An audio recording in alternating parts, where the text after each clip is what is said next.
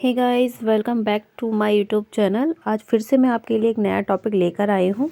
Chapter 3 के अंदर हम लोगों ने सबसे पहले टेम्पररी मेथड्स के बारे में पढ़ा था। इसके बाद जो आपके आते हैं वो आते हैं परमानेंट मेथड। इसके अंदर हम लोग 3 प्रकार की विधियाँ पढ़ते हैं। पहली है थर्मोलाइसिस एंड दूसरी है इलेक्ट्रोलाइसिस विधि एंड थर्ड है आपकी लेज़र विधि।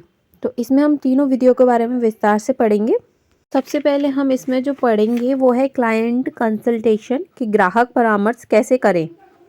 कॉस्मेटोलॉजिस्ट को ग्राहक से मिलने के बाद सबसे पहले उनकी इच्छाएं पूछनी चाहिए और हमेशा क्लाइंट को विकल्प के साथ साथ उसके साथ होने वाली लाभ हानि की भी चर्चा अवश्य करनी चाहिए। अगर आप उन्हें ये नहीं बताएंगे कि इनसे होने वाले लाभ क्या हैं, हानि क्या है, तो आगे चल के उनको एक समस्या फेस करनी पड़ सकती है और जिससे उनके मन पर किसी भी प्रकार का संकोच या शक पैदा ना हो। इसलिए आपको सबसे पहले उनको बता देना चाहिए।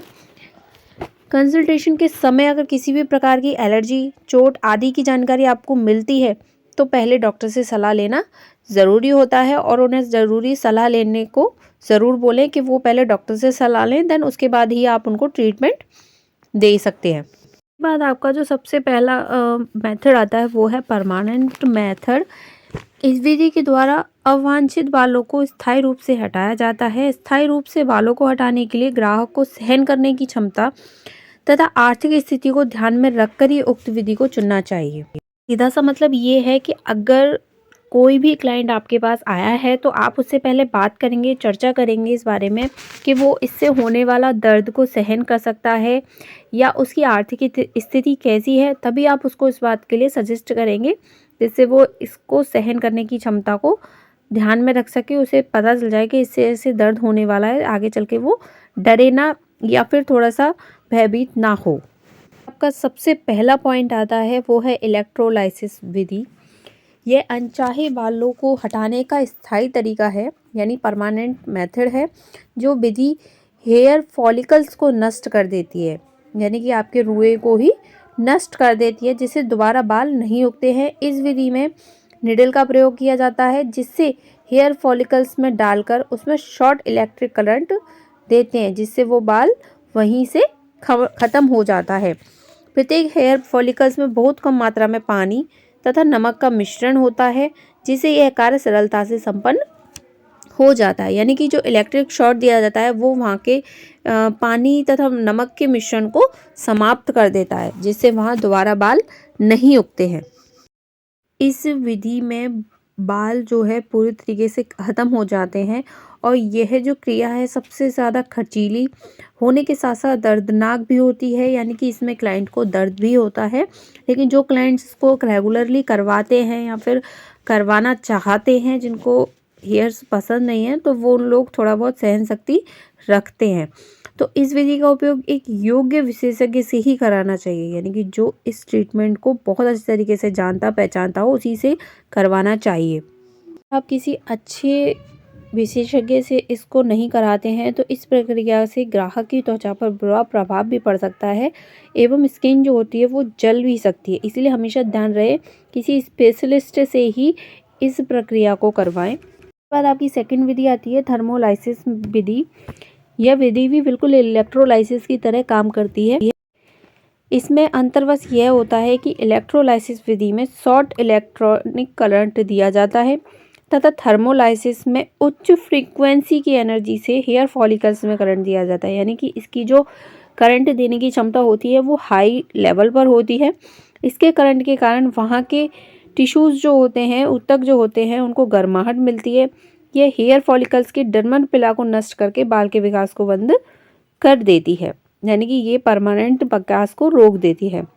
यह प्रक्रिया इलेक्ट्रिक की अपेक्षा कम असरकारक होती है। इसमें 6 से 12 महीनों के लिए हटा देती है, तो कई बार हमेशा के लिए कुछ बालों को समाप्त भी कर देती है, यानी कि ये असरकारक भी हो जाती है। कभी कभी ये जो विधि है वो फेल भी हो सकती है। के बाद आपकी जो लास्ट एंड तीसरी विधि जो आती है वो है लेज़र विधि। लेज़र विधि में एक लेज़र और पल्सेटिंग बीम का प्रयोग किया जाता है। लेज़र की मदद से हेयर फॉलिकल्स नष्ट हो जाते हैं। इसके द्वारा हटाए गए बालों को उगने में 6 महीने लग जाते हैं, यानी कि ये विधि भी परमानेंट नहीं है। 6 महीने बाद ही इसके जो है हेयर्स उगना स्टार्ट हो जाते हैं। हालांकि यह एक अर्धस्थायी विधि है, यानी कि ये सेमी परमानेंट विधि है, लेकिन कई बार विकास समाप्त भी हो जाता है। लेज़र विधि एक प्रभावशाली विधि है। यह एक महंगी भी बहुत होती है। यह छोटे छोटे बालों पर अधिक अच्छे से काम करती है। इसमें हटाए जाने वाले बालों का रंग गहरा होना चाहिए। इसमें कम समय लगता है। ये अधिक बड़े भाग पर एक ही समय में काम कर सकती है, यानी एक साथ काफ़ी सारे हेयर्स को रिमूव कर सकती है। जब भी आप इस तरह की कोई भी विधि है जो क्लाइंट्स के ऊपर आप कर रहे हैं, तो हमेशा उसका एलर्जी टेस्ट ज़रूर करना चाहिए। ये मैंने आपको पहले भी चैप्टर्स में समझाया हुआ है कि हमेशा कोई भी चीज़ अप्लाई करने से पहले एक एलर्जी टेस्ट करना बहुत ज़रूरी होता है।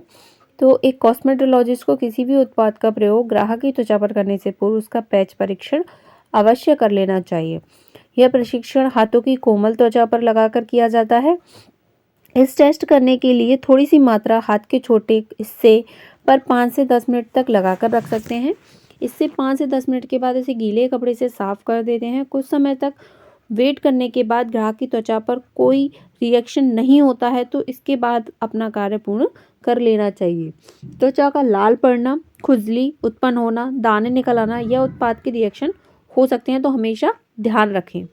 के बाद आपके पास कुछ ऐसे जो टॉपिक हैं वो हमेशा याद रखने होते हैं, ध्यान रखने होते हैं, जैसे कि अगर इसके बाद कोई विपरीत क्रिया या विपरीत संकेत आपको दिखाई देते हैं तो किन बातों का ध्यान रखें और उनको किस तरीके से ख़त्म करें। यह क्रिया या एक्शन वह रिएक्शन होते हैं जो कि उपचार के दौरान या उसके बाद होते हैं। इसमें त्वचा के लाल होने से लेकर एलर्जी तक की स्थिति आती है।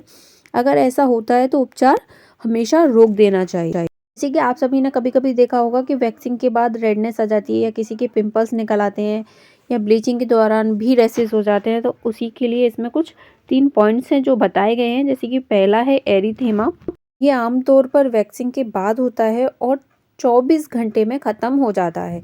ग्राहक को जब तक गर्म पानी से नहाना अवॉइड करना चाहिए, यानी कि जब तक अगर आपके पिंप हो गए हैं, रेडनेस हो गई है, तो ग्राहक को गर्म पानी से नहीं नहाना चाहिए। दूसरा है ब्लड स्पॉटिंग। आमतौर पर मजबूत बालों के बढ़ने वाले क्षेत्रों जैसे अंडरआर्म्स और विकनी लाइंस पर ये समस्या दिखाई देती है। ये आप सभी जानते हैं, जब भी आप अंडरआर्म्स करवाते हैं तो क्या होता है, उसमें एक खून ब्लड सा निकलने लगता है, तो वो ये नॉर्मल चीज़ है, it's not a big deal. इसके बाद आती है आपकी ब्रूइजिंग। ये समस्या उत्पन्न कॉमन विकनी लाइंस में ज़्यादा होती है। तो ये जितनी भी सारी प्रॉब्लम्स हैं आपको ध्यान में रखना है। अगर ऐसी कोई प्रॉब्लम हो जाती है, क्लाइंट कंप्लेंट करता है, तो आप उसको रिलैक्स करें एंड उसको बोलें कि उसको किन किन चीज़ों को अवॉइड करना है एंड कुछ समय का वेट करना है। ये समस्या अपने आप ही ख़त्म हो जाती है। आज के इस टॉपिक में हम बस इतना ही जानेंगे। शेयर एंड लाइक ज़रूर करें और बताइएगा कि आज की मेरी क्लास आपके लोगों की कैसी रही।